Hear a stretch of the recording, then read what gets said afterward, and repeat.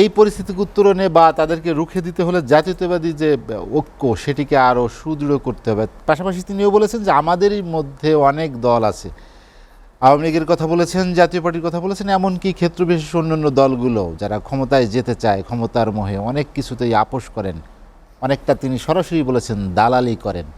এই অবস্থা রেখে আপনি জাতীয়তাবাদী ঐক্য সুদৃঢ় করবেন কিভাবে? না, ধন্যবাদ দ্বিতীয়বারের মতো সুযোগ দেওয়ার জন্য। ডক্টর সায়ন্ত রাইটলি বলেছেন। আর এখানে আমরা তো দৃশ্যমান দেখেছি, কার্যতও দেখেছি ইন্ডিয়ার ওখানে যাতায়াত রাজনৈতিক দলকে দলীয়ভাবে, ব্যক্তিগতভাবে এবং তাদের আশীর্বাদ পাওয়ার জন্য যা যা করা দরকার তাই করা হয়েছে। তারপরও এর ভিতর থেকেও তো আমরা বেরিয়ে আসার চেষ্টা করেছি এবং অনেকাংশে সফল হয়েছে। আমি একটা উদাহরণ দিই, জাতীয় ঐক্যের সফলতাটা উদাহরণ দিই। যখন বাংলাদেশে তো আমি মনে করি পৃথিবীর মধ্যে একটা অনন্য উদাহরণ, যে সম্প্রীতির উদাহরণ। আমরা বিভিন্ন ধর্ম বলেন, রেস বলেন, সাদা বলেন, কালো বলেন, সবাই একসাথে থাকার যে উদাহরণ, এটা বিরল। এই কারণে বললেন, আমি 8.5 বছর ইংল্যান্ডে ছিলাম পড়ার কারণে। আমি সেখানে জেনেছি 50-60 শতকের দিকেও কিন্তু হোয়াইটদের বাসার সামনে সাইনবোর্ডে লেখা থাকতো dog and black are not allowed. এই সেদিনও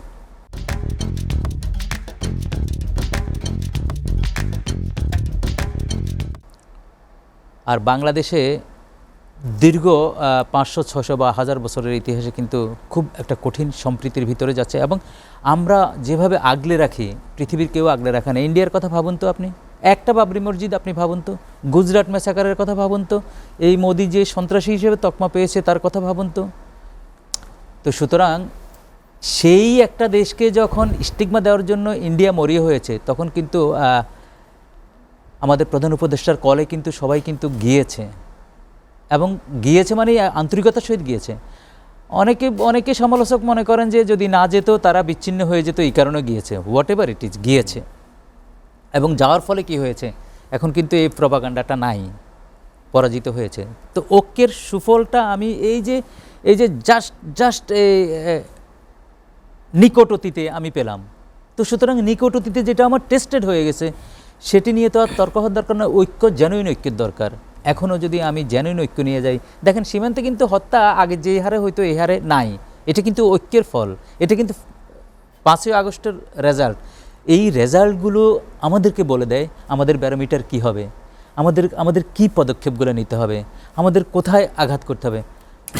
আমাদের প্রতিরক্ষা সরঞ্জামাদি কোথা থেকে কিনবো, কী কিনবো, এটা ইন্ডিয়া নির্ধারণ করে। আমি সেটা বাদ দিয়ে সেটা থেকে বেরিয়ে আসলাম। আমি প্রথম বিজয় আমার হবে এবং আমি এই উত্তরণের প্রথম ধাপের কথা বললাম। আমার মুদ্রানীতি কী হবে, তখন শোনা যেত যে এটিও নাকি ইন্ডিয়া নির্ধারণ করে দিত। যদি সেখান থেকে আমি বেরিয়ে আসি, তাহলে আমার দ্বিতীয় বিজয় হবে, দ্বিতীয় উত্তরণ হবে। আমি এই মোসাদের আড়িপাতা যন্ত্র এগুলো যদি কালকে যদি ডিক্লেয়ার করে দিই যে এই যন্ত্র দিয়ে আর আড়িপাতা হবে না, আর কারো মোবাইল ফোন চেক করা হবে না।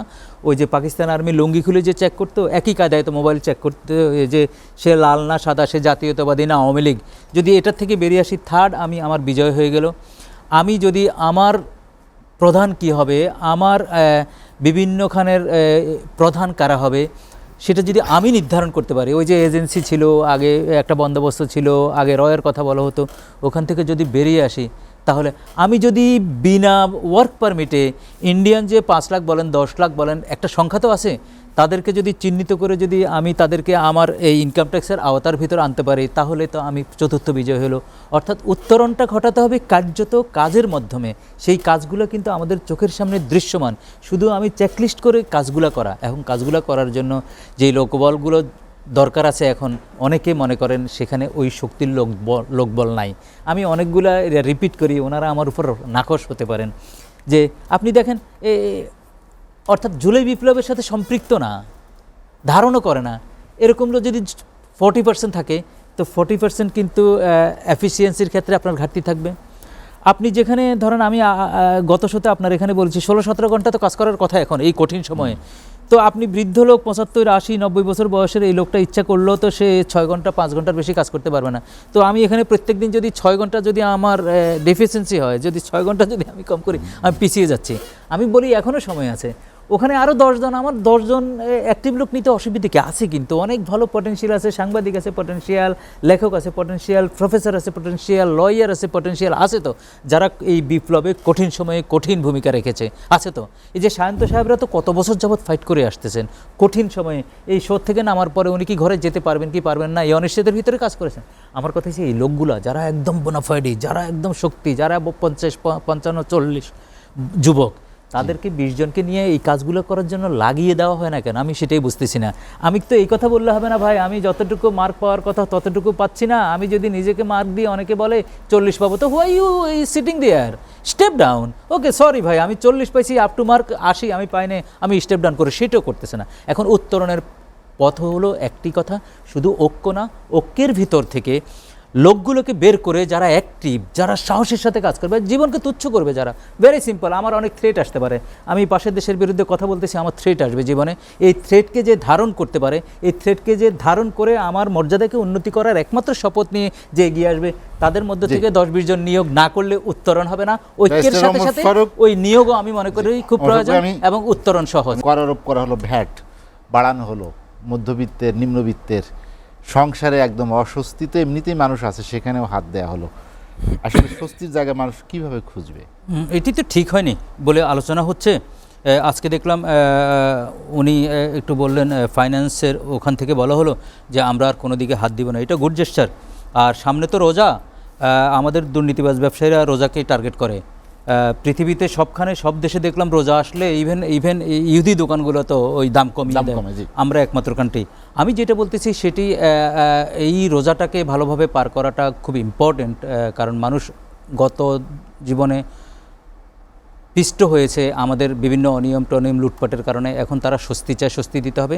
এখন যে বাজারে এখন যে সবজি টবজি যা যা কিছু আছে সহনীয় আছে, আবার বেশি সহনীয় করতে গিয়ে কৃষকও পাচ্ছে না দাম। এই যে মধ্যস্বত্বভোগী, ওখানে ব্রেক করতে হবে। আর যেটি বারবার আলোচনায় এসছে, ডাক্তার সায়ন্ত সাহেব বলেছেন, আমি বারবার বলেছি, প্রত্যেকবার বলেছি, শাস্তি নিশ্চিত করতে হবে। বিচারও আমি বলি না, আমি বলছি যে শাস্তি নিশ্চিত করতে হবে। এই শাস্তিগুলো যদি না দেওয়া হয়, 154 জন এমপির যদি শাস্তি না হয়, সবাই বিনা ভোটে হবে। সময় নেই। যদি এই যে চাল ডালের উপর যারা বাণিজ্য করছে তাদের শাস্তি না দিলে কখনো এটা কমবে না।